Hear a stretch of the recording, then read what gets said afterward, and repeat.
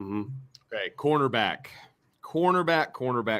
And I think this is where, for me, the biggest question marks lie is at corner. Now, I love I really like the youth at corner. I think I really like Ryan Barnes. I like Riley. I like the guys that are there. Now, there's a reason that they didn't see the field, and I don't know what that reason is. It worries me a little bit because I do have a lot of faith in Coach Mickens, and he obviously didn't have them on the field for some reason, right? Whatever. The group coming in, I really like them as well. But again, it's kind of the same situation for me as it is at linebacker. How much are you going to put on the shoulders of incoming freshmen to play at a championship level? I mean, that conversation we're having right now is, can these position groups play at a championship level? Are they there right now? And for me, there's way too many question marks at corner to say that they're at a championship level right now. Yeah, I mean, and I think Cam Hart can be that, but they're a long way away from it at the other positions. Yes. And we can talk about the potential and talent all we want, but they got to step up and play. Yeah. Because what we've seen in some of these bigger games, and the North Carolina game was the same way, getting beat over the top on a wheel route, blowing a coverage on a double move. I mean, we've seen this time and time again where, against Alabama last year, the corners, Nick McLeod missing a tackle of Najee Harris and getting in kind of embarrassed. And, sure, we've seen the cornerback play not be what it needs to be. In the 2018 against Clemson, it was there, and then Julian Love gets hurt, and then, it's not there, right? The margin for error has been so thin there. So razor thin. Yeah, razor thin. And to me, this is right now the biggest issue that I see on the defense as far as the talent level. I like the talent level. Right. But it's got to go the young talent level. But the most unproven part of the roster is the part with the most talent. I mean, we know who Clarence Lewis is. We know who Tariq Bracy is. We don't know who Ryan Barnes is. Why? Because the thing is, I love his talent and all that, but my question is, as bad as the corner play was, if Ryan Barnes was as good as I think he is, why didn't he play at all this year? Exactly. And that's my biggest question mark, because you and I both really, really like Coach Mickens, right? Mm-hmm. I mean, and so I feel like he would have made a change if he was confident in that change, and he didn't make the change. So something's missing, right? I mean, something's missing there, and that's a big question mark for me. Right. And until we see that group step up, we really don't, we're not going to really look. I don't think they need elite corners to win a title. I don't think Bama had elite corners. I don't, but we also saw that hurt them when they were able to make a couple big plays late in the game. Right. Absolutely. So, they've got to get better. And I think I love the incoming freshman class. The top two there are even better than the top two last year. They just got to coach him up. And so this is where Mike Mickens is going to prove himself. Either he is what we think he is or he isn't. We're going to find that out here in the next year. I think he is. And I think he did a good job masking a lot of the fault problems that are there. I think now it's his chance to really prove himself as a coach. And, I think recruiting better at cornerback, Kevin Wiegand said they got to recruit better at corner. And I think overall they do. I would say I don't think it's always going to look like what you think it's going to look like, though. Recruiting better at corner doesn't always mean landing top 50 players. I mean, if you give me Benjamin Morrison and Jaden Mickey every year, I'm going to be pretty happy. Sure, absolutely. Those are high ceiling guys. Well, and I remember us having a conversation, and I can't remember if it was a podcast or if it was you and me talking. It blurs, but I remember us talking when Coach Mickens came in that one of the things that you were most excited about is how well he does with young guys. Right.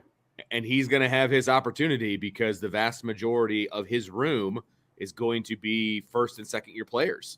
Right. And I mean, it's the definition of young guys, right? Right. And it is absolutely crucial to find people to play opposite of Cam Hart, because again, I'm one of the biggest Cam Hart, supporters. I love Cam Hart, but he needs help. He can't just be out there and never get thrown to because, the other side's just being abused all game.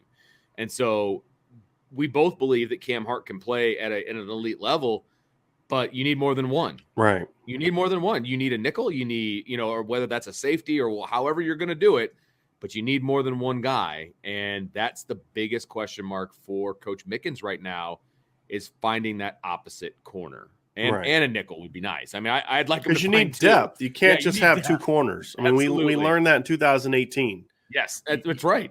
Because as soon as Julian Love went down, for the amount of time that he was out, it was game over, right? And you need to be able to match up with teams like Bama and Ohio State with a third corner. You need to be able to put a third corner on the field to be able to match up with them. And so, it's not just one guy. It has to be 2-3 guys. And that's right now where Notre Dame is behind. And again, there's so many things we don't know. Right. We don't know if they didn't play young guys because of Marcus Freeman or Mike Mickens or Brian Kelly. We don't know the answer to a lot of those things. Sure. And so that's what makes this offseason important for that position group is we need to find out what really was the reason. Right. What was the reason why he didn't play? Was it simply he fell behind early because of injuries and illness, which is true. He missed some time with COVID and some other things like that. Is that the reason why, or is there more to it than that? And until we find the answers to those questions, the cornerback position is going to remain a big question mark at this point in time. Yeah. But they do need to recruit consistently better. Agreed. And then to answer this question too, Patrick Bird, who do you rate higher, Morrison or Mickey? I rated Morrison higher. I rated Morrison as a top 100 recruit. I think he is very underrated. Brian Smitty, the guy that comes on the show a lot, he ranks Morrison actually as the highest ceiling player in the class, which I don't go there with him, but I think he's a top 100 corner. I do. I think Morrison is incredibly talented. Now, I could be wrong, but that's how I see it. And I think Mickey's a Julian Love type. I think Mickey's a more advanced version of Julian Love coming out of high school. I mean, I think, for people that like comps, that's why I use that one. And I think probably Jaden's probably a little bit faster than Julian was too. So I love the freshman class, the incoming freshman class. But again, right now it's all what ifs. They're not proven. It is what ifs. And that's why this is the biggest question mark group, I think, overall on the team for me right now is corner. And it's not because I don't have faith in the young guys. I do, but got to see it. We got to see. It only takes you so far, right? Absolutely. It only takes you so far, yeah. And you have to. Look. People say about the NFL, it's true in college football. It's just show me business, and you don't win off potential. You win off production. So true, so true. And that's the key. No question about it. And Keith does have a question, and I don't know that we know the answer to this yet, but he just says, "Is Tariq Bracy coming back?" I don't know. Yeah, I don't think we've heard from him either way. Okay. Just want to make sure because there's been a flurry of people coming and going, and I didn't know. I didn't think mostly coming. Yeah. Good point. I don't know if we will actually hear from Tariq. I don't even know that he's active on social media or anything like that. Okay, interesting. Okay, which is an oddity, obviously. Okay, final position group of the day would be the safety position, which obviously just got strengthened with the incoming underclassman from Northwestern in Joseph, and I always forget his first name. Brandon, thank you, Brandon Joseph. But he's coming in All-American in 2020, and we've heard his stats a million times, but he strengthens a safety position that we had question marks about. There's no question about that. So, to a degree. To a degree, well, for sure. And for me, it's a depth question, but it's also you need to show me question, right? Because I think we can assume – I don't know if I want to assume. I think we can project Brandon Joseph to start at safety. So who's going to start next to him? And then what is that depth going to look like, right? And if it's Ramon Henderson, then it's hey, what are you going to look like with an entire offseason at that position? And then being the guy, being the starter. I think that's a big question mark right now. I love what he was able to do in the minimal time that he was able to do it on this defense, and he ended up being the starter at the end of the season. I like where he's at. I think he can play very, very well. I like his length back there. I like everything about him, but he hasn't been the guy in the offseason, and hoping that he can get better, a full year under Chris O'Leary, all of those things, right? And then what do you do with Xavier Watts? And then what does that depth look like? Those are the big question marks for me at safety. Yeah, I'm actually, because of getting Brandon Joseph, I'm a lot more comfortable at the safety position than I was 2 weeks ago. No question.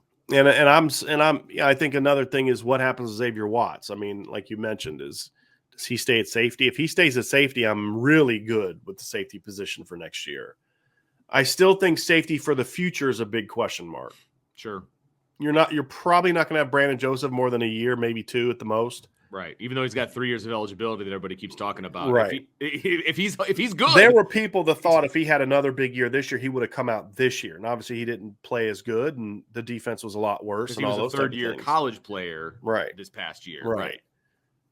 You know, DJ Brown and Houston Griffith are gone after this year, most likely. I mean, technically they have 6 seasons, but I don't see either one of those guys coming back. Well, Houston doesn't actually. He's taking advantage of the COVID year. Houston played all 4 years. Okay. DJ has a 6th year opportunity, but and that's not your answer right there. Agreed. You know, so just what kind of growth do we see from Justin Walters this offseason? You know, we've got Jaden Bellamy. Can he stick at safety? And then the 2023 recruiting class has got to be. I mean, it's a great start so far. Great start with Peyton Bowen and Adon Schuler. You know, if you can get, Caleb Downs in there, would be even better. But, that's the kind of recruiting you got to start seeing on a more consistent basis. Sure.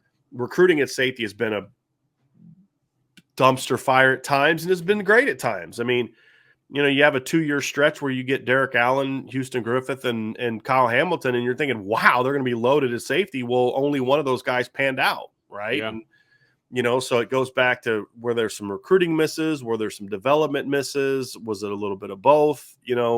Those are things you got to figure out. But then, 2019, Kyle Hamilton's gone. That one pans out. And then you go to 2020 and they don't sign a safety. That's true. And then you go to 2021 and they sign 2 safeties. One of them's already gone. So you don't have any safeties left on your roster from 2019.